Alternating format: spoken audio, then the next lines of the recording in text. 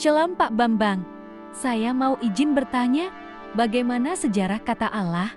Mohon pencerahannya.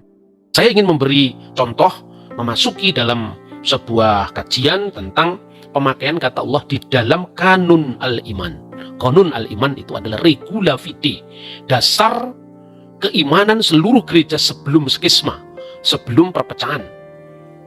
Sebelum gereja kemudian terpecah-pecah menjadi ortodok, katolik, protestan, dasar seluruh gereja semesta sebelum perpecahan itu adalah kanun al-iman atau regula fide yang ditetapkan khususnya di Majma' al-Maskuniyah fi Nikaya, yaitu konsili oikumenis di kota Nikia, dan yang kedua konsili oikumenis di Konstantinopel. Nah, ini setiap kali kita ibadah, baik itu ibadah liturgi suci, Qudas al-Ilahi, maupun itu adalah ibadah-ibadah harian yang tadi disebut dengan sholat tadi, sholat 7 waktu, selalu dibaca itu.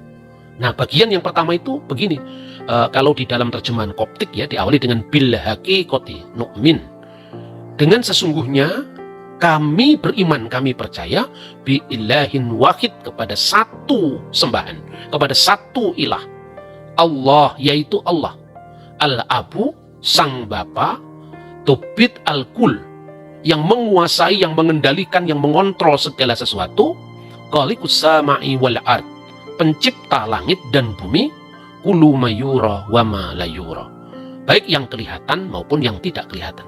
Kalau kita perhatikan kanun al-iman ini, semuanya bisa ditemukan rujukannya pada kitab suci, bukan hanya Injil tapi juga dalam Taurat, di dalam kitab Mazmur yang di kalangan orang Arab tertentu disebut Jabur, itu semuanya ada. Misalnya, aku beriman kepada satu-satunya sembahan, satu-satunya ilah. Bukankah itu adalah Sema Yisrael Adonai Elohenu Adonai Echad? Dengarkanlah wahai orang Israel, Tuhan Allah yang kita sembah, Tuhan itu Echad, Tuhan itu Esa. Dan Yesus menyebutnya itu sebagai hukum yang paling utama. Nah, percaya kepada satu Allah, kepada satu-satunya sembahan, ilahin wahid bi ilahin wahid, Allah, yaitu Allah. Bahwa Allah itu adalah satu-satunya ilah. Ini vocabulary Kristen, sama sekali bukan merujuk kepada ajaran Islam, ini vocabulary Kristen. Dan ungkapan itu berarti merujuk kepada Allah al-ilah, satu-satunya sembahan, itu identik dengan bi ilahin wahid, yaitu percaya kepada ilah atau sembahan yang satu-satunya. Nah, sembahan yang satu-satunya itu ya al-ilah, yang kemudian disingkat menjadi Allah, seperti al-unas menjadi an-nas. Maka di dalam Alkitab terjemahan bahasa Arab, Good News Arabic Bible yang diterbitkan di Beirut, 1 Korintus pasal 8 ayat 4 itu dalam terjemahan bahasa Arab adalah wa alla ilaha illallahul ahad, dan tidak ada ilah yang lain kecuali Allah yang Maha Esa. Kenapa la ilaha illallah? Ya, itu memang terjemahan Alkitab dalam bahasa Arab, bukan karangan saya.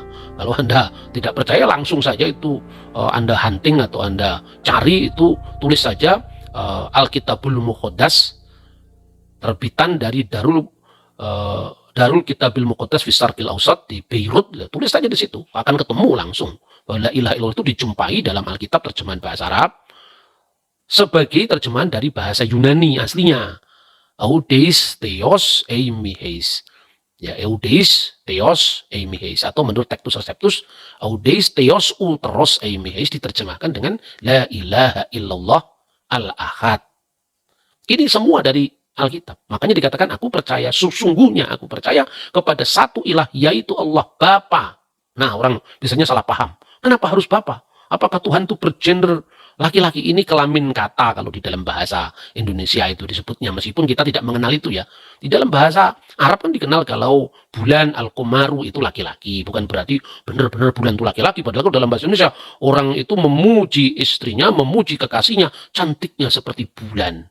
Jadi kalau di negara Arab bulan itu laki-laki, matahari Asyams itu justru perempuan, itu kelamin kata, tidak ada artinya laki-laki beneran atau perempuan beneran. Nah, sekalipun mungkin bagi perasaan teologis orang Muslim, kata Bapa untuk Allah itu dianggap tidak sesuai dengan akidah Islam, ya tentu dalam konteks dialog, sekalipun kita tidak dalam posisi meyakini, tetapi dialog yang sejati kita bisa memahami. Jadi artinya secara historical background, munculnya setiap agama itu kan selalu dia merupakan reaksi dari tantangan zaman pada masanya. Kenapa Islam sangat sensitif misalnya dengan kata anak bapa dalam kaitannya dengan Tuhan? Karena penyembahan berhala pada masa sebelum Islam, di mana Alata, Usa, dan Manat sebagai putri-putri dari Allah. Tetapi konteks seperti ini tidak dijumpai di dalam monoteisme Yahudi. Jadi ungkapan Tuhan sebagai bapa itu tidak hanya ada di lingkungan Kristen. Orang Yahudi pun mengenal doa Avinu Sibasimayim, Bapa kami yang ada di surga.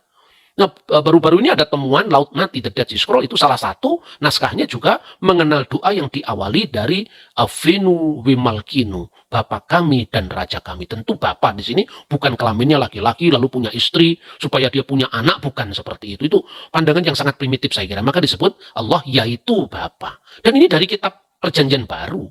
Misalnya, falana ilahun wahidun. Maka bagi kita hanya ada satu Allah. Satu ilah, satu sembahan. Huwallah, yaitu Allah al-ab, Bapa. Minhu kulusain, alladhi minhu kulusain wa ilaihi narji'u. Yang daripadanya berasal segala sesuatu dan kepada dia semua ciptaan itu akan kembali. Mirip dengan ungkapan inna lillahi wa inna ilaihi raji'un dalam Islam. Ini namanya memang serumpun bahasanya. Allah, Sang Bapa. Yang Maha Kuasa, terjemahan dalam bahasa Arab yang lazim baik itu dalam kanun Al-Iman Koptik, Siriak, Yunani, tidak hanya gereja Ortodok dan juga gereja Katolik, Maronit, semuanya menerjemahkan Dobit Al-Kul. Yang mengendalikan, yang mengontrol, yang menguasai segala sesuatu, itu terjemahan dari bahasa Yunani Pantokrator. Pantokrator itu yang mengendalikan, yang menguasai segala sesuatu, yang Maha Kuasa. Qalikus sama'i wal ard. Khalik langit dan bumi. Dan itu jelas kitab Taurat diawali dari kata tadi yang saya baca. Fil badi'i khalaqallahu samawati wal ard. Pada mulanya Allah menciptakan langit dan bumi. Bahasa aslinya Bereshit bara Elohim et samayim ve etza aretz. Kemudian khalik langit dan bumi. Kulu mayuro wa ma la yuro. Yang kelihatan maupun yang tidak kelihatan. Itu sejajar dengan Kolose pasal 1 ayat 16. Jadi Tuhan itu tidak hanya pencipta kita yang seperti yang kelihatan, tapi juga sesuatu yang imaterial yang tidak kelihatan. Itu penegasan yang pertama dalam kanun Al-Iman, terjemahan bahasa Arab. Nah, melalui tayangan ini saya ingin memberikan contoh sebetulnya bahwa sekalipun Islam dan Kristen menggunakan banyak ungkapan yang sama, tapi tentu pemaknaannya berbeda. Tidak berarti kalau orang Kristen menggunakan kata Allah berarti konsepnya sama dengan Islam. Ya sama kalau kita di Indonesia mengenal Tuhan. Apa Tuhan dalam konsep Islam sama dengan Tuhan dalam konsep Hindu? Kan tidak.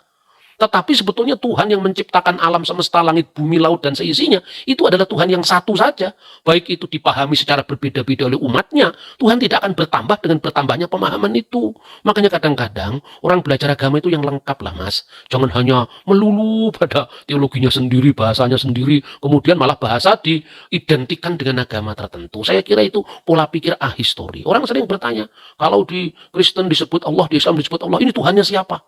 Sejak kapan kata Allah dikaitkan dengan Tuhannya agama tertentu? Cobalah baca sejarah Arab sebelum zaman Islam.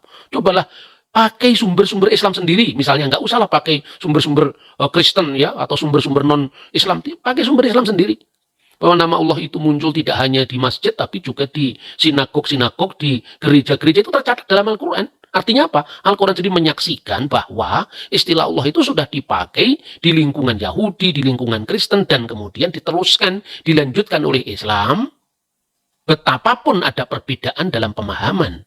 Kalau ada 3 pemahaman tentang Diponegoro, bukan harus mencari Diponegoro yang lain. Lain secara konseptual iya. Diponegoro itu di mata pemerintah Belanda, pengkhianat. Diponegoro di mata kita itu adalah pahlawan. Diponegoro di kalangan aristokrasi atau para aristokrat Keraton Yogyakarta, orang yang baik yang berjuang tidak pada saat yang tepat. Nah, mana Diponegoro yang Anda pilih? Saya memilih Diponegoro seorang pahlawan. Tetapi bukan berarti ada orang lain yang juga namanya Diponegoro dan pengkhianat, tetapi itu bukan Diponegoro yang pahlawan itu. Perbedaan konsep itu tidak harus kemudian mematahkan ketajaman kita terhadap fakta. Oke Pak Bambang, penjelasan Anda sangat mencerahkan dan menguatkan iman kami. Terima kasih, Tuhan Yesus memberkati.